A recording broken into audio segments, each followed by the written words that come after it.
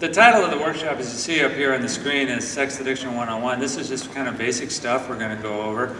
And I apologize if it's too basic, but I am certainly open to questions even in the middle of this, so feel free to do that. I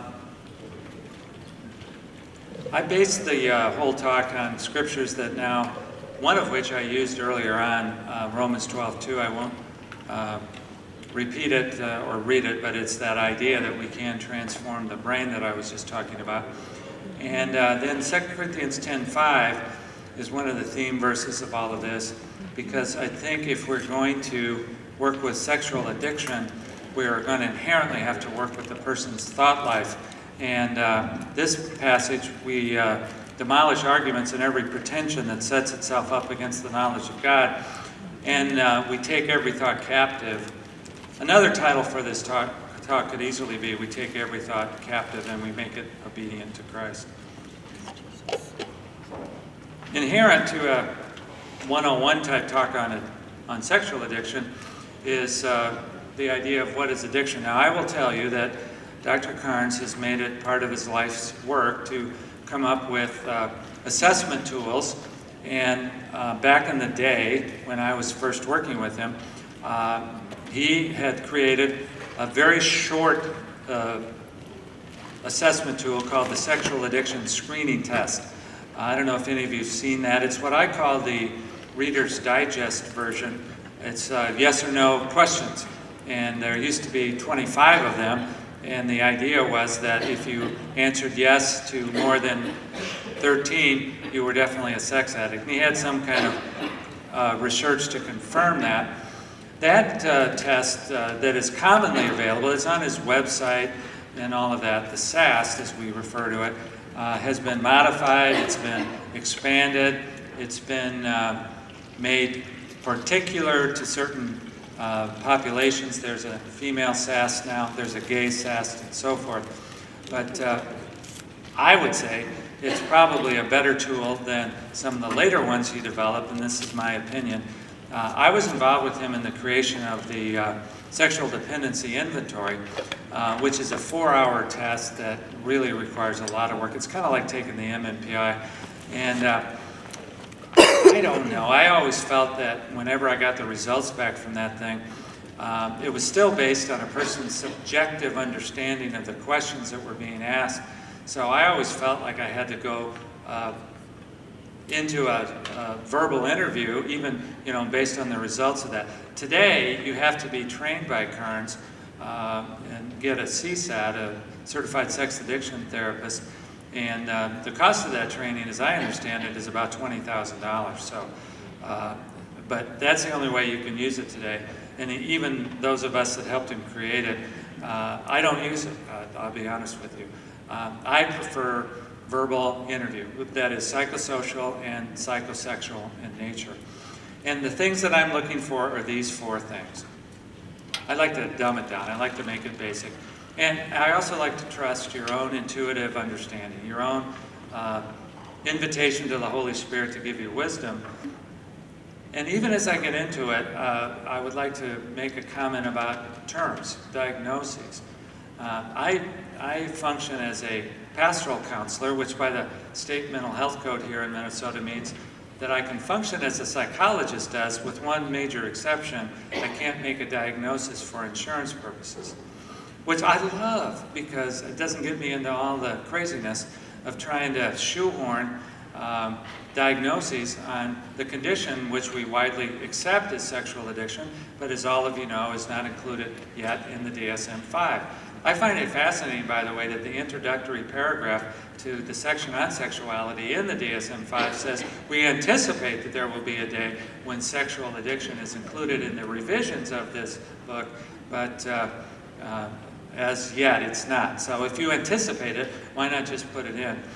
But then, of course, we got all the controversy about the DSM-5 in general, and the whole field of neuroscience is moving us toward neuroradiologic examination of the brain as opposed to some of the older methodologies. So I don't know. I'm not here to talk about any of that. What's in a name? What is the purpose of a diagnosis? It's simply to prescribe a treatment plan, isn't it?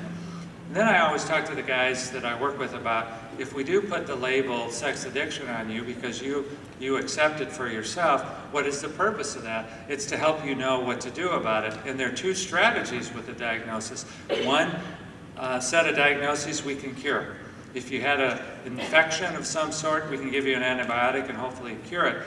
If you have, like I do, diabetes, we can't cure diabetes yet. I think it's around the corner. I don't expect to die a diabetic, but at the moment, the treatment strategy is simply to manage it, and I'm doing a fairly good job. I'm alive, and I've been diabetic for 40 years.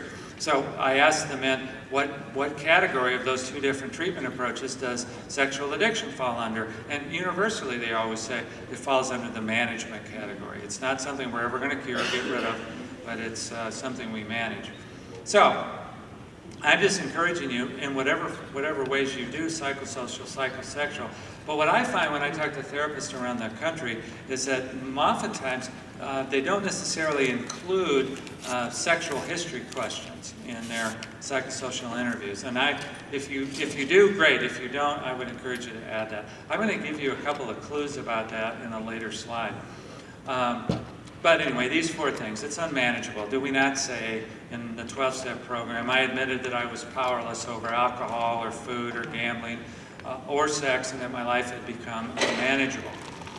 When I first started talking about this whole concept of unmanageability in the Christian community, I got a lot of pushback in those early years. Are you not trying to absolve people of their personal responsibility for sin? Well, it really forced me to look at the question, and what I've landed on over the last number of years is that our concept, as we understand it biblically, of original sin is exactly the same as my understanding of addiction. So let me try to explain that for just a minute. I can get off into this too long, but what happened in the Garden of Eden? Did not Adam and Eve rebel against God's commandment? What caused them to rebel? Was it their own sense of inquisitiveness? Was it their own anxiety? What is it that caused them to rebel? Well, if you look at, though, the fact that original sin had to have the motivation, at least at some very deep level of rebellion and perhaps anxiety, all of those factors are behind addiction. Would you say that it's an inability to follow God's commandments? Well, every Christian addict that I've ever treated has had an inability to follow God's commandments. Addiction is, I think, anxiety-based. It's an attempt to manage anxiety and depression and loneliness and other things. And most basically, though, I think addiction is an inability to totally surrender your life to Christ. I mean, I don't know how else to put it. We think we need to have control of our lives, at least in the area of sexuality. I remember thinking it this way. I surrendered my life to Christ when I was a young boy. I dedicated my life to ministry when I was a teenager. I had fully surrendered and had the assurance of heaven and all of that, but I had never surrendered my sexuality. I had said, God, you take care of everything else. Tell me what career and profession to go into. Tell me who to marry. Do whatever. But I'll take control of my sexuality. And there is that rebellion that I think is part of that original sin. I always point with this word to Romans 7:15 when Paul is talking about the good that I would, I don't do, the evil that I hate, that is what I do. And what is he talking about? In chapters 6 through 9 of the book of Romans, he's talking about the law of sin and death as it is expressed in original sin. So are you with me? Can I have an amen? Remember, I'm a recovering codependent. That unmanageability is about our sinful, original sin nature. The next one I talked about in the larger talk here. It creates neurochemical tolerance. There's some great chemicals that are involved in sexual arousal. My favorite is adrenaline. How many adrenaline junkies do we have here right now? By the way, I usually say you don't have to raise your hand, but I'm always appreciative of transparency. What daily activities do we do to raise our adrenaline level? I see a man right there drinking coffee. Thank you. That raises adrenaline, and maybe even there's some research about raising dopamine. I'm currently decided, Dr. Zelke over here knows this, I'm fascinated with flying, and I'm taking private flying lessons at Flying Cloud Airport, and I will tell you there's nothing quite like the adrenaline rush of a plane taking off a runway. And an even bigger one when you try to land that plane. I mean, it's not that hard to get a plane in the air, but it's a little bit more difficult to get it back on the ground. So we all have our ways of increasing adrenaline. That's one of the neurochemicals. Did you know that the sex drive is part of the survival mechanism in the autonomic portion of the brain? So it's part of our survival response, which relates it to the fear factor in the brain. And people have said to me over the years, clients of mine, that I notice that when I'm under a lot of stress, my sex drive seems to go up. Well, that's the way God designed the brain. Why is that? Because when we feel endangered or threatened or in some kind of difficulty, our sex drive goes up. Why? So that we will reproduce the race if we're going to be killed. Does that make any sense? It does to me, anyway. Adrenaline is part of it. So dopamine is part of it. Oxytocin, one of my favorite neurochemicals. The connecting, bonding chemical that babies need. If we don't touch babies enough, they have something called failure to thrive. And they can even die if they're left kind of alone, even though they're fed and clothed and all that kind of stuff. I used to think, babies grow out of that need, but we know today that we all need a certain amount of human touch on a daily basis because it produces oxytocin. And then on the back end of the sexual arousal cycle where we have an orgasm, there's a whole set of neurochemicals that are released. The front end, the dopamine and the adrenaline have been compared to cocaine.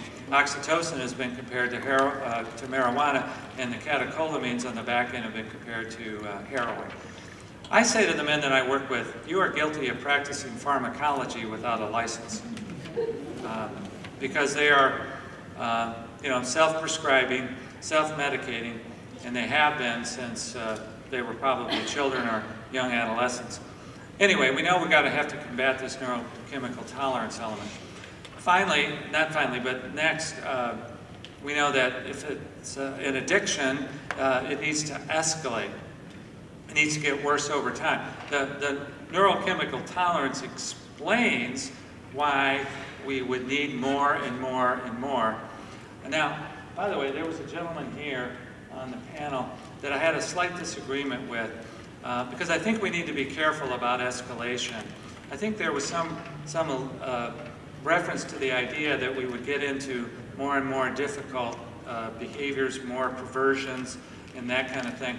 I have not necessarily found that to be the case. There are a certain small percentage of men who will move on to more perverse activities, but not the majority. They will move on to greater frequency of the sexual activity that they're already doing. I've had plenty of men that started masturbating once a month, and by the time we get them, they're masturbating multiple times per day. We have men that look at pornography, and they look at pornography for 10 minutes and then don't look at it again for a month, and then the next thing it's 15, 20, and it's once a week, and then eventually once a day. And of course we have guys that are looking at this stuff all day long. We do occasionally, out of that sense of adrenaline seeking, have guys that'll move on to more forbidden, risky behaviors. But I'm just encouraging you not to get stuck in the thought that a person doesn't have an addiction if they haven't moved on to some of the more perverse activities.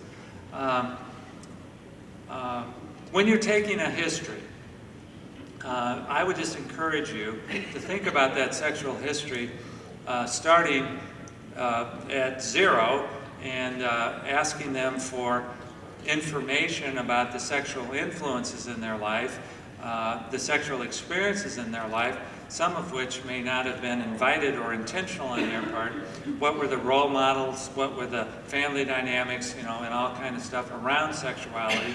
When did they first see porn? When did they first masturbate? When did they first have a cross-the-fleshline experience with another person? Those kinds of things. And then if you just follow that train of thinking, you're taking your other social history about jobs and relationships and all these other kinds of things. You're doing your mental health questions and so forth. Continue asking about what has been the role of porn, masturbation, and across the flesh line sexuality experiences. And, you know, in all likelihood, you'll get a picture of this escalation. Now, don't be fooled by the fact that a lot of our Christian clients, for sure, many of them go through periods of quitting or stopping. And like AA said years ago, I didn't have a problem stopping, I had a problem staying stopped. So I've had addicts that stopped for a year or 2 or 3. I had a guy recently who stopped for 11 years, but then he returned to it. And you could say that when he returned, he quickly returned to the level that he had left off at 11 years ago, because the neurochemical tolerance part of the brain remembers that. You will see over time, even if they have periods of sobriety, that the total pattern is that it's escalated in frequency and sometimes in intensity. And then, you know, the last one is the profound dynamic I was trying to illustrate, and I've got it again on the slide in your handout, about the Bermuda Triangle, that it's an association in the brain about medicating an emotion that you don't like. Every addict that I've ever worked with can trace back to a time in their life when they learned that sexual arousal was a medication for an emotion that they did not like feeling. So, for example, when you're taking a history, what I would encourage you to do is, let's say you do ask them the question, when did you first learn to masturbate? And that was their first orgasmic experience. Then I say, what was going on in your life at that time? You know, what were the dynamics in your family? What were the dynamics at school? What were the dynamics in your friendships? And you will see, you know, if a person is truly struggling with addiction, that, you know, there came to be an association between the relief that sexual arousal provides in the brain and loneliness and isolation and lack of relationship, lack of friendship.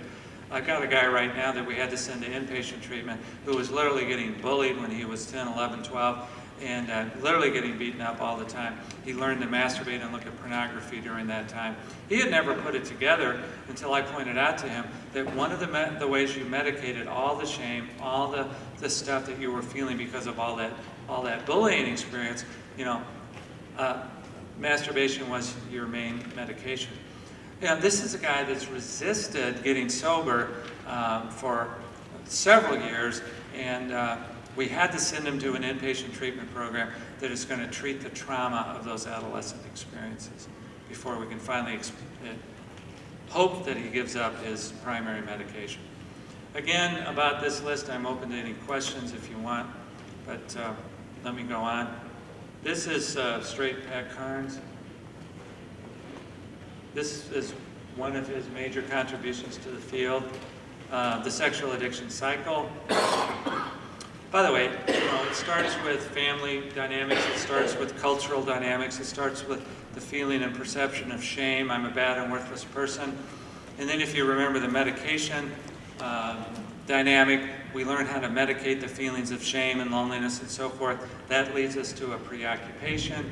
Another word for preoccupation when it comes to sexuality is fantasy. So all of the visual pictures in our brain.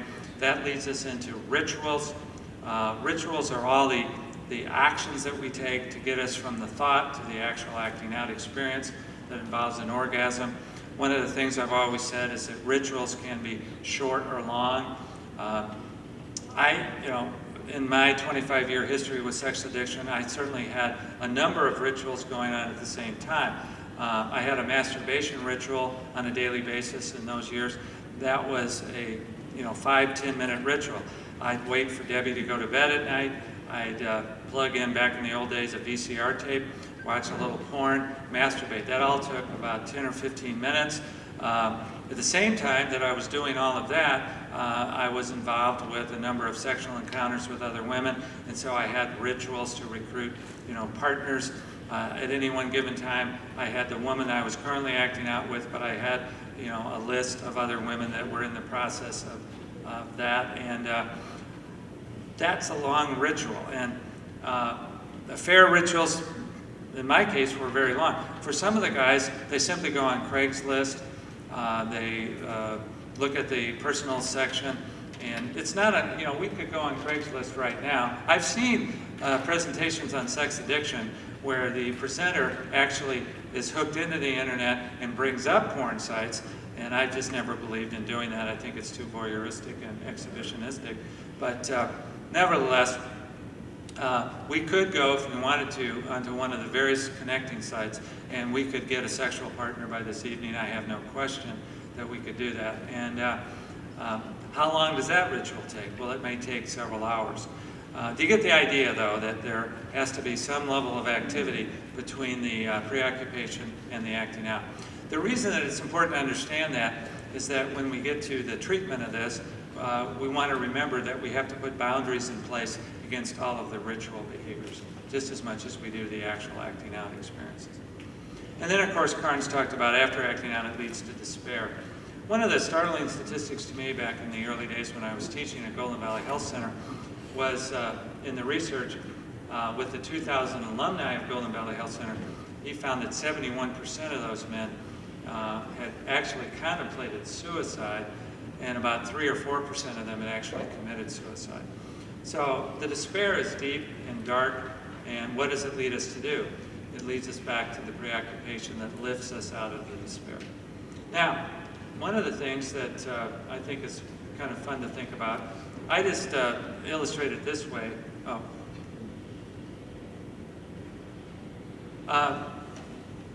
How many of you have heard terms like cross-addiction, co-occurring addiction, comorbid this, comorbid that?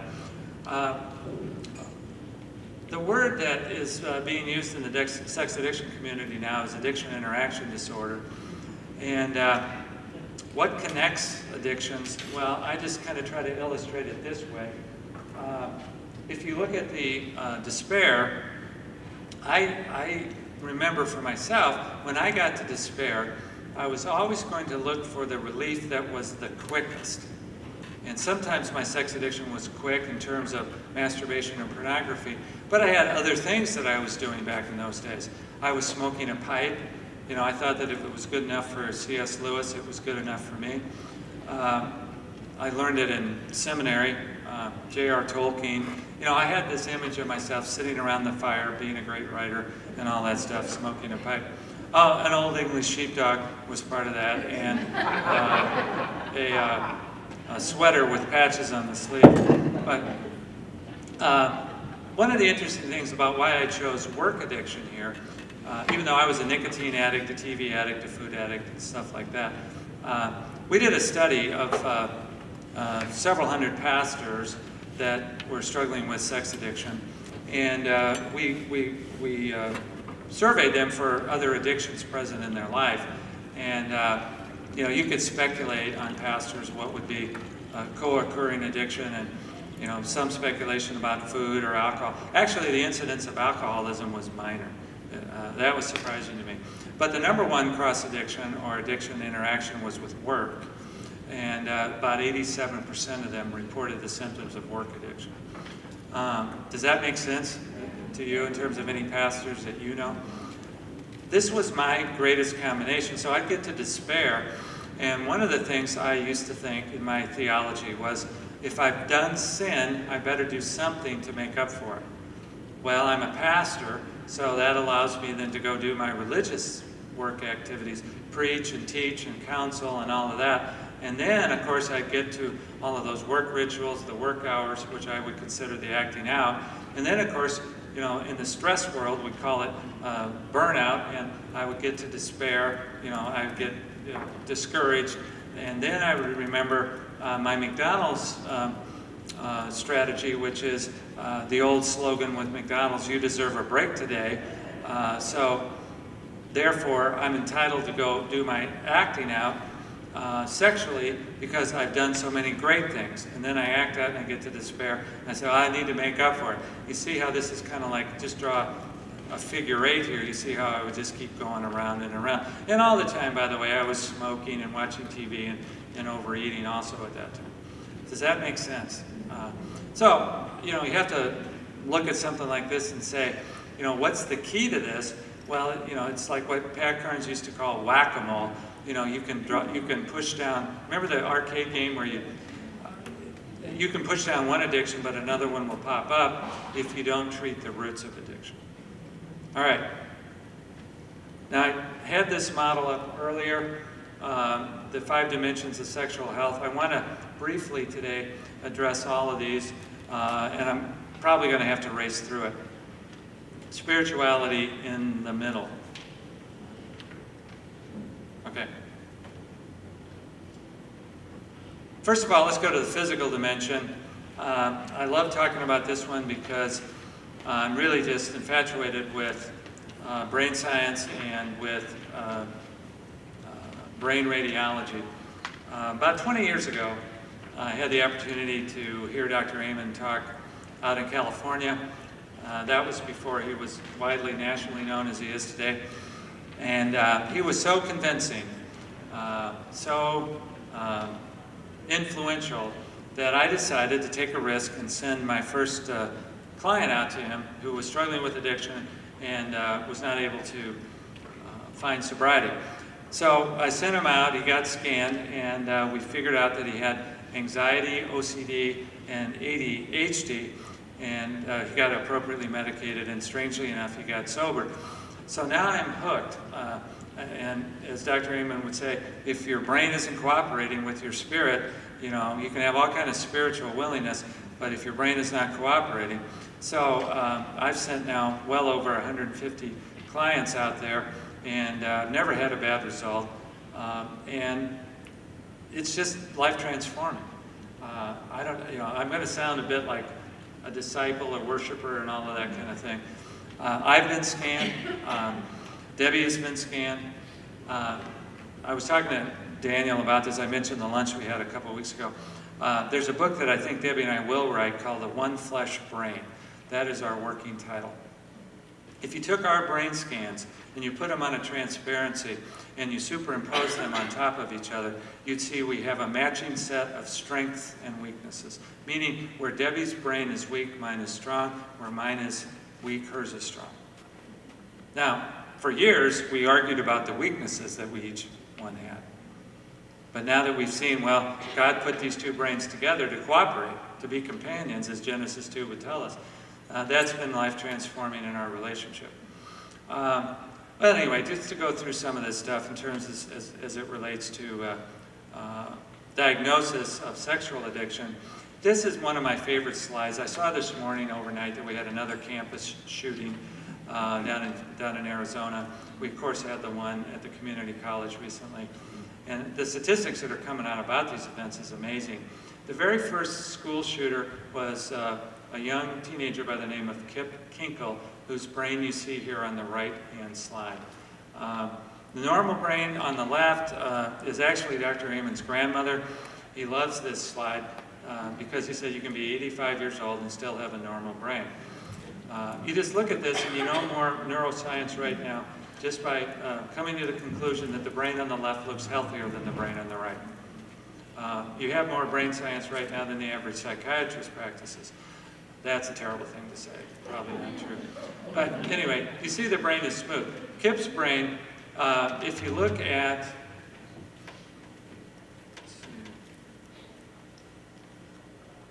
this is the prefrontal cortex up here. You see what looks like holes? That is actually a lack of blood flow in the SPECT scan. SPECT is a neuroradiologic study of the blood flow in the brain that involves nuclear medicine and all of that kind of thing. And where you see holes like that, it really means that part of the brain is not getting enough blood flow. You also see here on the right temporal lobe, this is the part of the brain that we would say controls mood stability. This is actually a bipolar diagnosis right here. But one of the things the brain is not controlling is impulsive anger. So, you know, if you look at the symptoms of, well, we'll come to that one in a minute. If you look at, let's go back for a minute.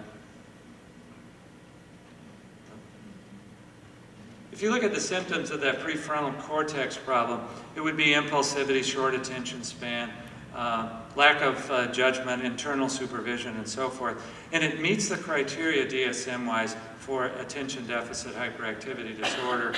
And I would tell you this, in a published study that I did, we found that of the men attending our men's workshop, 55% of them have diagnosable attention deficit disorder. So they have all of that attention issue and impulse control problems. I just put these in because this is kind of fun. He likes to scare kids, I think, with what do you want your brain to look like? Cocaine brain on the left, meth brain on the right. This is alcohol brain on the left and heroin brain on the right. Heroin really does a number.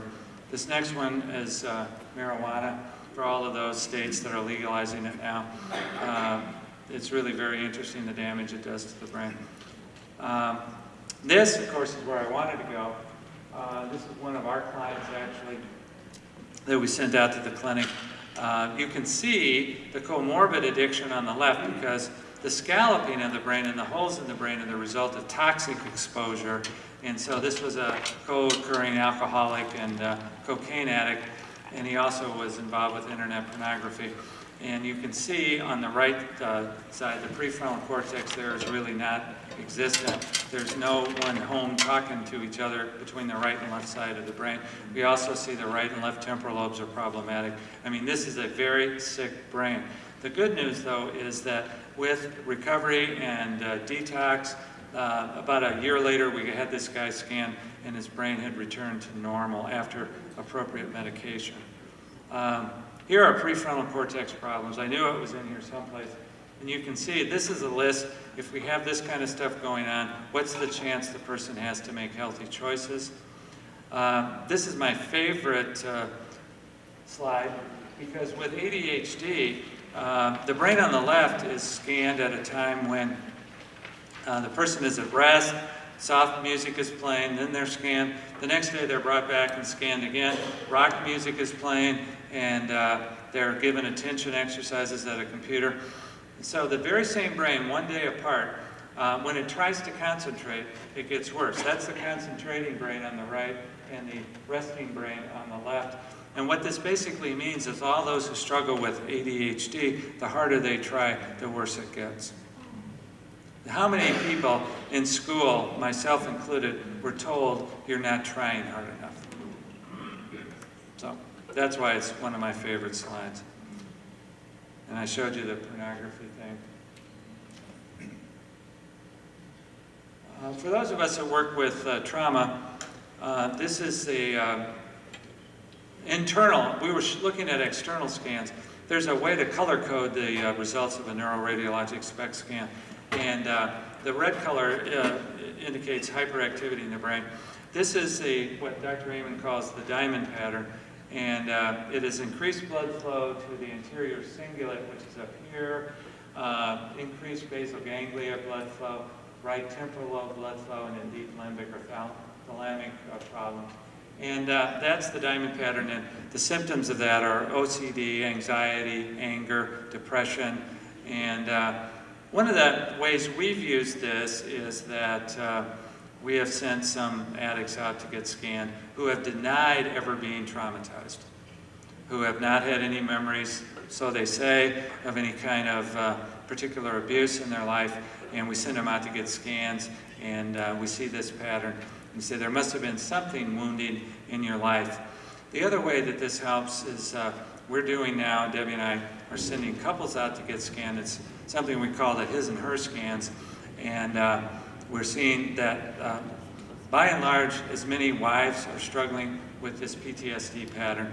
One of the most controversial topics in our field is, does the infidelity create this kind of pattern in the brain, or does earlier trauma create this? And I'm not here today to answer that question. The infidelity is certainly very, very traumatic and can certainly cause this kind of pattern. But we always find out that there's probably some earlier trauma upon top of which this infidelity is layered. One of the dramatic things that happened with the last 5 couples we've sent out there is the fact that when the spouses see each other's brains, it gives them a great deal of empathy. That we're looking at an actual neurochemical, physiological issue here, not just a moral issue. All right, are you with me on that? Do you have any questions about any of that? Yeah? How much do you rely on medication? Well, that's a great question. He's asking, by the way, for those of you that might not have heard, how much do we rely on medication? Well, first of all, we can't prescribe, so, we have to cooperate with the psychiatrists locally or out there in terms of any of that. What Dr. Amen is really moving in the direction of is a term that he didn't coin, but he certainly adopted, called nutraceuticals. And they're saying that they're having as much luck with some of the nutritional supplements that are specifically designed to speak to certain mental health conditions. He claimed to me 2 weeks ago that his formula for certain stuff is as powerful as any of the antidepressants or any of the antipsychotics and stuff like that.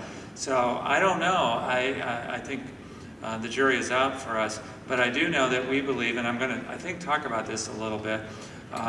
We do believe in nutrition, exercise, and other ways to stimulate the brain and so forth. Exercise, I think, there's two things I want my guys doing. I want them meditating 15 minutes every day, and I want them exercising every day. And let's see how your brain does with that. Well, I'll get back to that.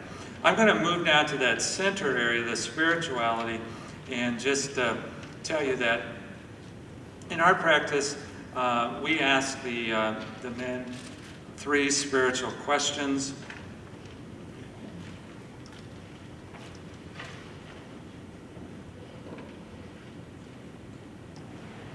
Wait a minute.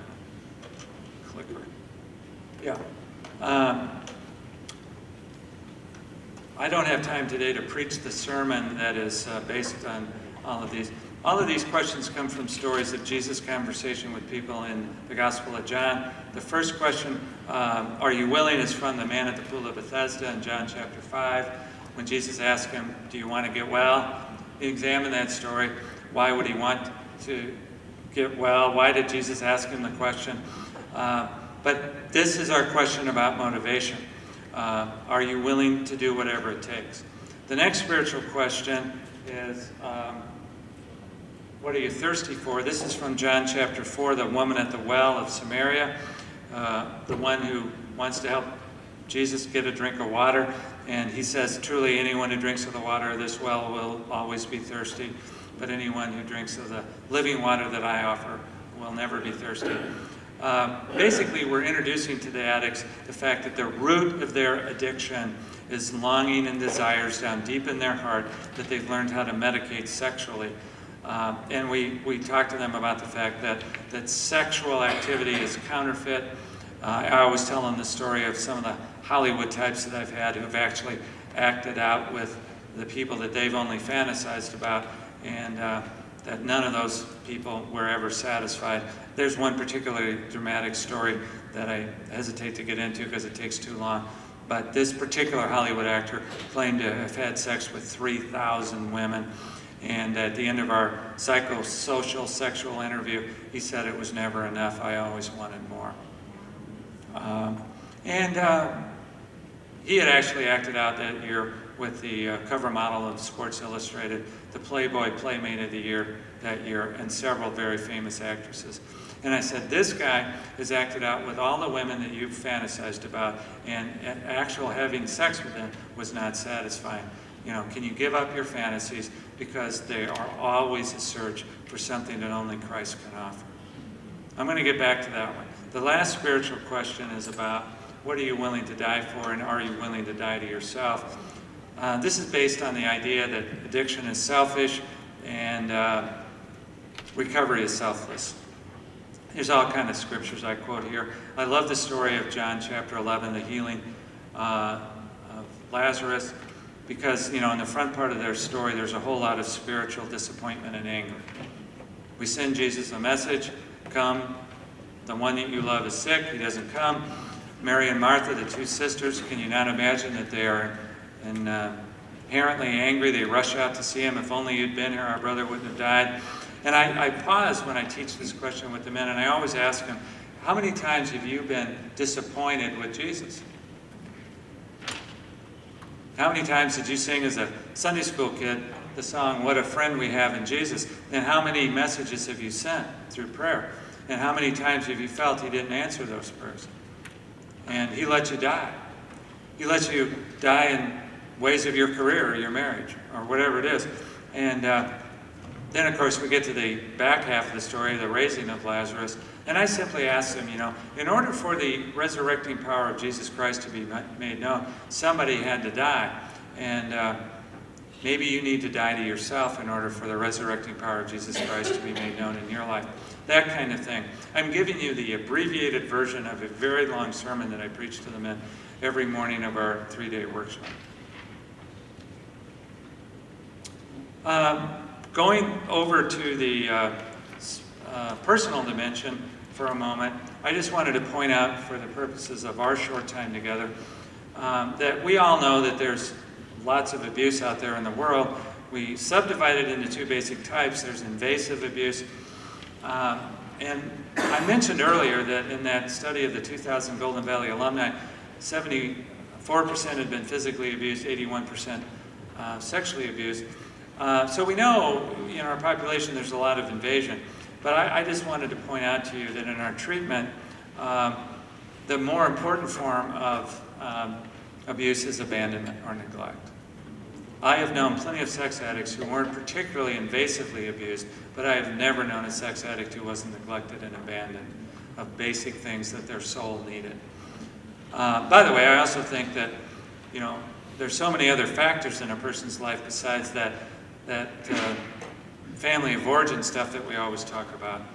So many of the men that I work with were abused at school, at church, at the playground, in the neighborhood. There's so many other influences, but one of the things that's hard when we take our psychosocial histories is to listen with our spirit to what was not there with them. What did they not receive? What love, nurture, and attention did they not get? And I will tell you this, and this is the main point of this lecture. Every fantasy that I've ever heard is an attempt to fill an abandonment wound. Every fantasy that I've ever heard is an attempt to fill an abandonment wound. Time permitting, I'll talk more about that. Wait a minute, I haven't even got to the question on this. Yeah, okay. Now, I'm just going to point you to one of the things on this list. You can read the rest. The second to the last bullet point, transform suffering into meaning. The front part of the list, I'm aware that there are so many different forms of trauma therapy that all have some of the same goals. EMDR, some of you I know do that. Theophostic, there's some here I know who do that. Experiential therapy, I know some of you here probably do that. The key, I think, to transforming trauma is in the last 3 bullet points.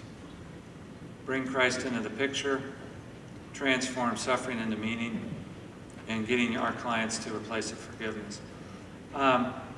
This is in the personal dimension on the model, by the way. Debbie just did a study recently of 250 wives, all of whom had been sexually betrayed by their husbands. I don't know how aware you are of the field of post-traumatic growth, but it's basically some new research that's taking place primarily out at the University of North Carolina around the idea that given the right help, a person can transform the most traumatic experiences into their own personal, emotional, and spiritual growth. Who said that? Paul said that a number of times in the New Testament. This is not a new thing. Viktor Frankl is one of my favorites from graduate school days who said that. But she had found in her research that women who were given the right help, spiritually and emotionally, came to look upon their experiences of infidelity as the opportunity that they had to get closer to Christ.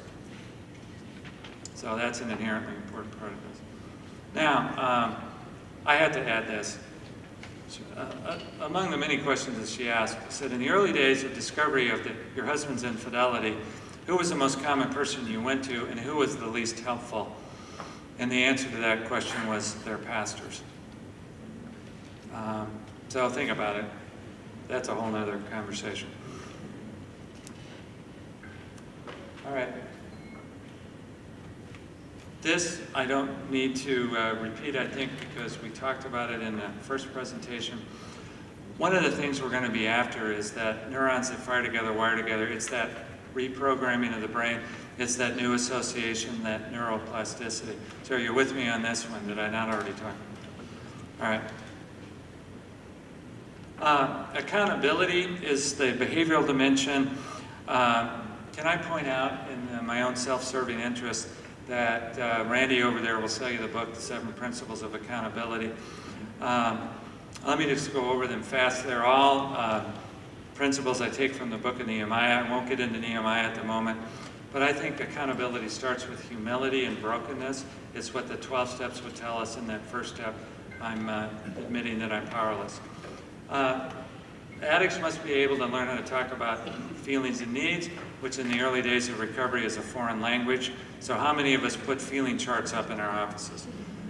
It's like a vocabulary list. But we better darn well be able to talk about that. I believe that accountability means you need to be in a group at least one a week, if not more than that. And the most common mistake that I see in the Christian community is that I have one accountability partner. One accountability partner is never enough. You must get rid of the garbage in your life, meaning that we have to get rid of so many things in the early days of our recovery. Internet stashes of porn, secret email accounts, all kinds of things. This is a key one. The most common mistake I also hear is that when I get tempted, then I will reach out for my accountability, and I say that's way too late. You have to prepare ahead. I'll tell you one of my favorites. How much time do I have, by the way?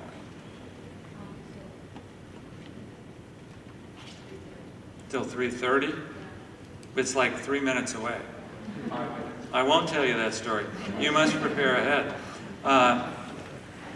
This one is key, and that is so much of accountability historically is about discouragement, and I think accountability needs to be even more about encouragement.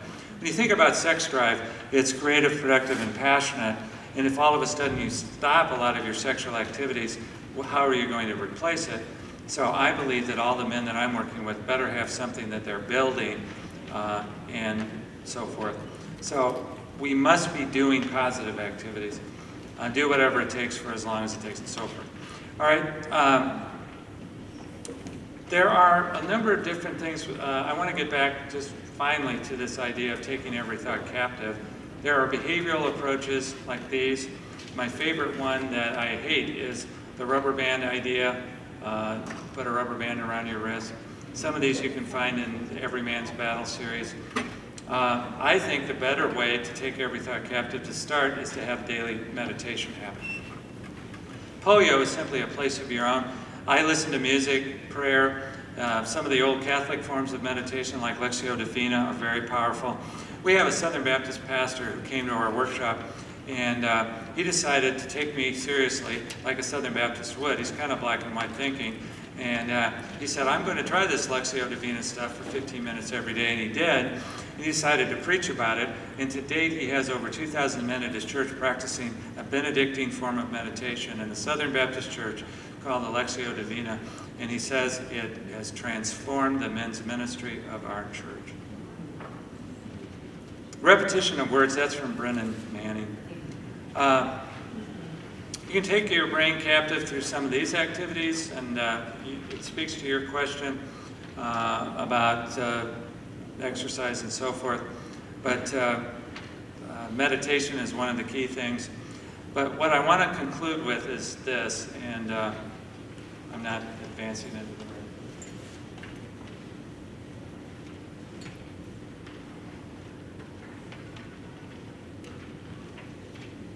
This is simply an idea that I have that it connects all the dimensions of what we've been speaking about.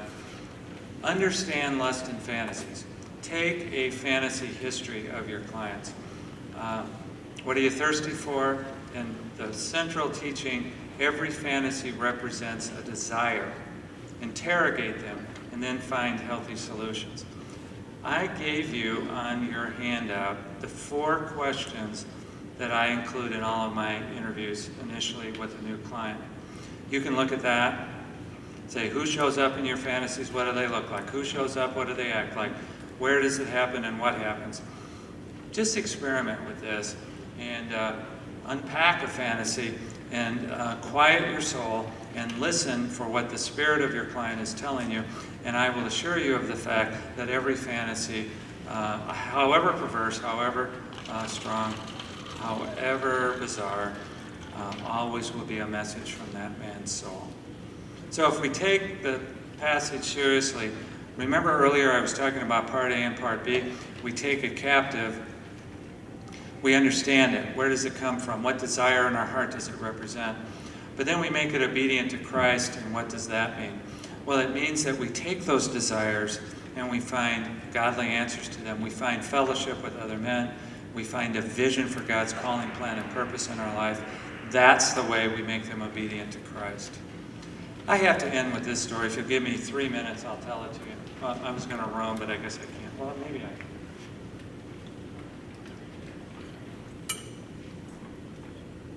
Maybe I can. All right. In 2005, my father died. The father that sexually abused me when I was a boy. I had forgiven him and had a great relationship with him in his latter years. He finally succumbed to Parkinson's disease, and I stood around his bedside when he died. I knew, of course, as a counselor and pastor that I would grieve, and I knew that things that had been important to Dad and I would be important again. Like the Cardinals, I grew up in St. Louis, and we saw the 1964 World Series where the Cardinals beat up on the Yankees. To this day, I hate the Yankees. And I was glad to see them get defeated the other night. So I knew that stuff like that would be going on. Little did I know, though, that this story would take shape. About a month after my father died, a client came in struggling with same-sex attraction, and he liked going on Craigslist, finding men to perform oral sex on in public and anonymous places. And so I heard the story, and we prescribed a treatment program. Didn't think anything of it, but I noticed over the next several days, I started to preoccupy about performing oral sex on men. My entire sexual addiction history had been one of heterosexuality. I neglected to mention that the sexual abuse that I experienced was performing oral sex on my father. So I became preoccupied, and one day I was sitting at this very computer. I'd opened up Craigslist. I'd never done this before. I went to the personal section, and there was that little tab that said Men Seeking Men. I had my hand on the mouse and the arrow on that tab, and I was going to push it just to see what these ads are like. And I said to myself, take every thought captive, Mark. What does it mean? Rather obvious. That activity would be something that reconnects you to your dad, and you miss your dad. All right, I said, well, now help me make this obedient to Christ. And this is what I wanted to get to. So I called my therapist. I talk to her now once a year. And she said, how's your relationship going with older men? You miss your dad? Do you have any older men in your life? And I said, older men are getting increasingly harder to find. And she said, you are a smart aleck, Mark. But seriously, I recognized at this point, 2005, Pat Carnes had moved away. Some of the other influential men in my life, the older men, had either died or moved. And she said, work on this. Get some older men in your life. And I started doing that. One of them was a man that I looked up to for a long time, Dr. Archibald Hart. I teach at Fuller every year, seminary out of Pasadena, and he's a former professor out there. So I made an appointment to talk to Arch, and he has been a mentor and a friend to me over the last number of years. The great thing about Arch is he has 3 PhD daughters in the field of Christian psychology, but no son. So he was as eager to establish a relationship as I was. So at the AACC conference in 2005, we were having breakfast one morning. One of the ways I'd figured out to honor my dad in a better way would be to go to Germany. My dad was so fully German, it wasn't even funny. And I said, if the sins of the father are passed down to the 4th generation, my sex addiction began in Germany. And wouldn't it be a great thing to go to Germany and do a workshop on sex addiction? But I didn't know any German, so I'm sitting with Dr. Hart, and he looks at the table next to us in the world's largest hotel, the Opryland Hotel, and he says, you see that man sitting next to us? That is Dr. Ulrich Giesefuss from Germany. Would you like to meet him? And I did. And we had a conversation. And he said, you know, if you want to come to Germany and do a series of workshops on sexual addiction, I will set it up because I have a seminar business. And so 6 months later, we were in Stuttgart and Munich and Zurich, Switzerland, and I was doing the workshop. The point I'm trying to make is that I chose to take a fantasy captive, understood that it was about missing my dad, understood that making an obedient to Christ would be to find godly men in my life. And in the process of doing that, God took what started as a fantasy, turned it into a vision of how to serve. And I invite you to that journey. We all have fantasies about lots of different things. I just invite you to the journey of making them captive and making them obedient to Christ. Because if you do that, God will give you a mighty vision. And I pray that you'll be mighty people of vision. Thanks.